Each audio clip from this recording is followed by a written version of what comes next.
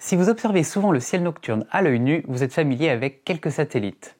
Je pense notamment à la Station spatiale internationale ou encore au grappe de satellites Starlink. Aujourd'hui, on va parler d'un groupe important de satellites, et pourtant assez méconnu, les satellites géostationnaires. Mieux que ça, je vais vous montrer comment les photographier vous-même.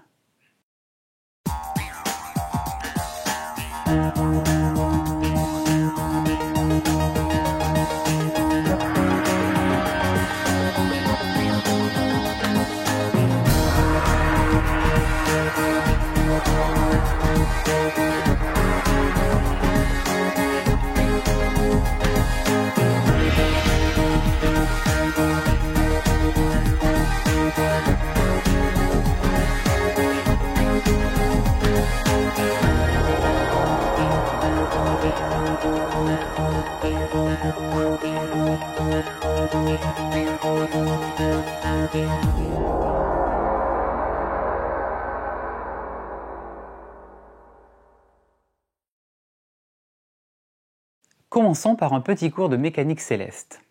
Si je jette une pierre devant moi, elle ne tombe pas très loin. Si j'avais davantage de muscles, je pourrais l'envoyer beaucoup plus loin.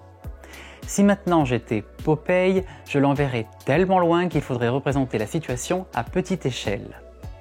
Comme la Terre est ronde, la pierre met du temps à toucher le sol. Au fur et à mesure que la pierre tombe, la courbure de la Terre ajoute une hauteur de chute supplémentaire. Maintenant, imaginez que j'ai une force incroyable qui me permette de lancer une pierre à 28 500 km/h. Imaginez aussi que l'air ne soit pas là pour la freiner. Eh bien, cette pierre irait si vite qu'elle ne tomberait jamais. Autrement dit, dès qu'elle perdrait 1 cm de hauteur, la courbure de la Terre compenserait ce centimètre perdu. L'objet est dit satellisé. Voilà donc quand Thomas Pesquet est dans la Station spatiale internationale en train de flotter, ce n'est pas qu'il n'y a pas de gravité là-haut. Au contraire, la gravité est toujours assez conséquente. Thomas est bien en train de constamment tomber sur Terre. Mais comme il tourne autour à une vitesse incroyable, eh bien, il tombe sans jamais toucher le sol. En mécanique céleste, la vitesse de satellisation dépend de l'altitude du satellite. Et pour être précis, quand on parle de vitesse, on l'étudie par rapport à un référentiel géocentrique, c'est-à-dire par rapport à une personne imaginaire qui serait placée au centre de la Terre et qui serait orientée toujours de la même manière par rapport aux étoiles lointaines. Au niveau du sol, cette vitesse est de 28 400 km/h. À 400 km, là où se trouve la station spatiale, ça ne change pas beaucoup. 27 600 km/h. À 10 000 km, cette vitesse est environ 18 000 km/h. Cette vitesse diminue avec l'altitude du satellite. Intéressons-nous maintenant à la durée pour que le satellite fasse un tour complet de la Terre. En satellisant un objet au niveau du sol, il nous reviendrait par derrière environ 1h30 plus tard. Pour la station spatiale, c'est le même ordre de grandeur. Un satellite à 20 000 km d'altitude fait le tour de la Terre en 12 heures. Et plus le satellite est haut, plus il met de temps à tourner autour de la Terre. Mais n'y a-t-il pas un temps très caractéristique ? Si, 23 heures 56 minutes. C'est le temps que met la Terre pour faire un tour sur elle-même par rapport aux étoiles lointaines. C'est presque 24 heures. Mais si vous voulez davantage de détails, je vous renvoie vers une de mes anciennes vidéos. Il existe une et une seule altitude pour laquelle un satellite effectue une révolution de la Terre en 23 heures 56 minutes. 35 800 km. Un satellite à cette altitude et qui tourne dans le même sens que la Terre fait partie de la famille des satellites géosynchrones. Observé depuis la surface de la Terre, un satellite géosynchrone reste approximativement au même endroit dans le ciel au cours du temps. Sa trajectoire décrit un 8 en une journée. Dans un cas bien particulier, un satellite géosynchrone peut se trouver sur le plan de l'équateur. Sa spécificité est alors de surmonter toujours le même point sur Terre. C'est une position évidemment très convoitée. Ces satellites sont les fameux satellites géostationnaires. On les retrouve donc tous sur un même cercle. Du point de vue d'une personne sur Terre, un satellite géostationnaire se trouve donc toujours au même endroit dans le ciel, de jour comme de nuit. Il semble immobile.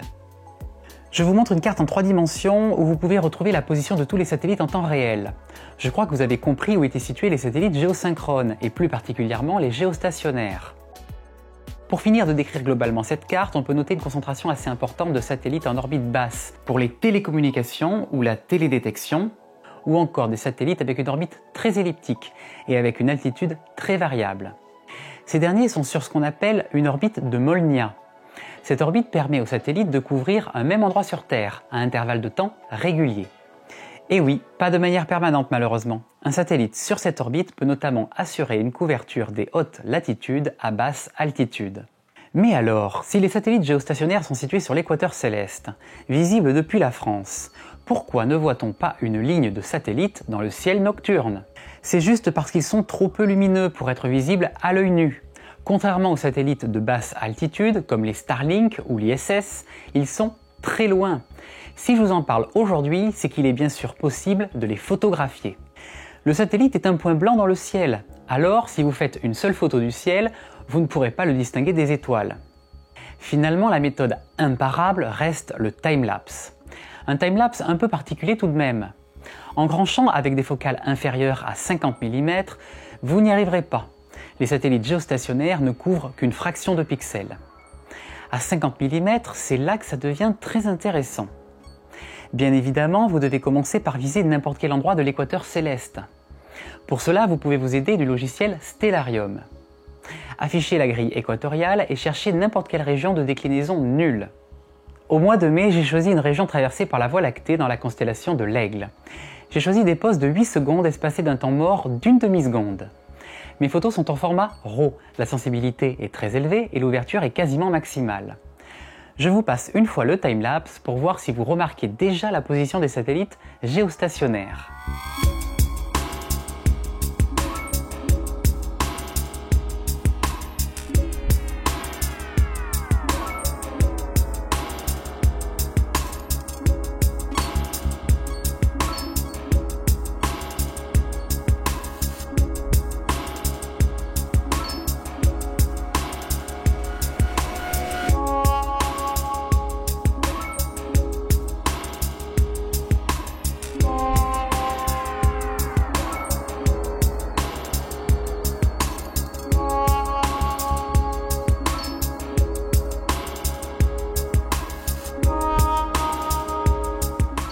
Toujours pas? Des points blancs alignés et immobiles dans le ciel. Si vous ne les avez pas remarqués, je vous affiche la solution en les entourant.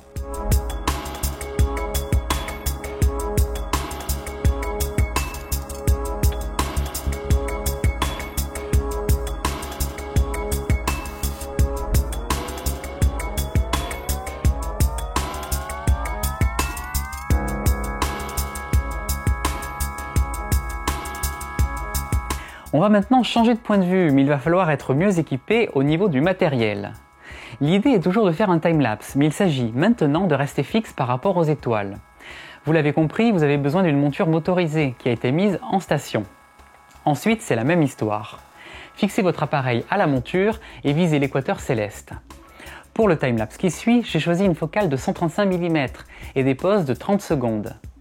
Les paramètres ne changent pas. Le temps mort entre chaque photo est minimal et l'ouverture de l'objectif est toujours quasi maximale. Le résultat en vidéo.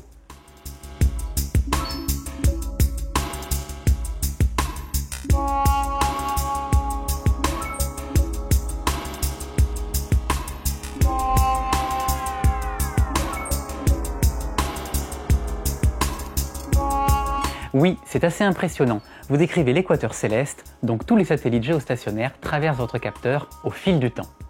Pour terminer, je fais un aparté technique pour ceux qui auraient des difficultés à monter leur propre time-lapse. Vous devez vous munir d'un logiciel de traitement photo pour travailler vos photos en format RAW, de façon à modifier l'histogramme et faire ressortir les basses lumières.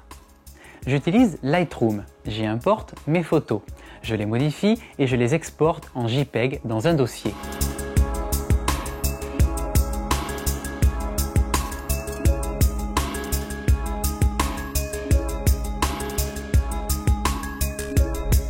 Ensuite, j'utilise Adobe Premiere Pro.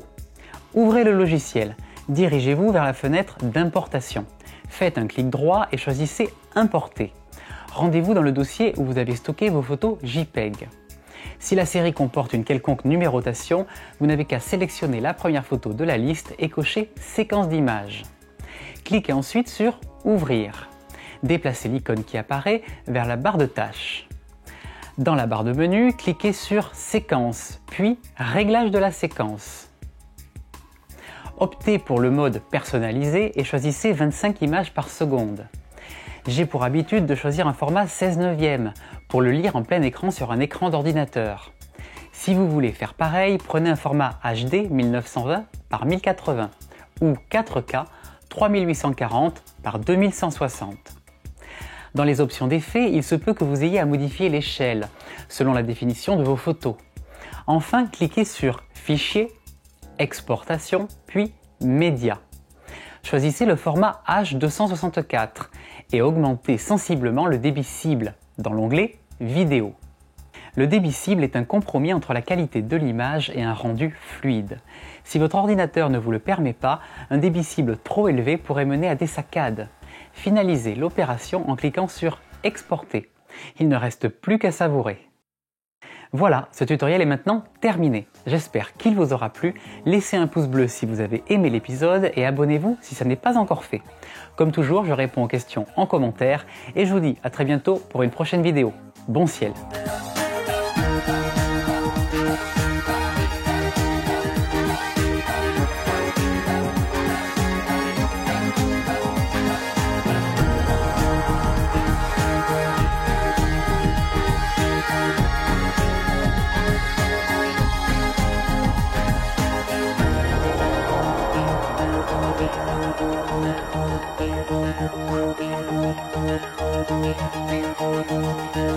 Thank you.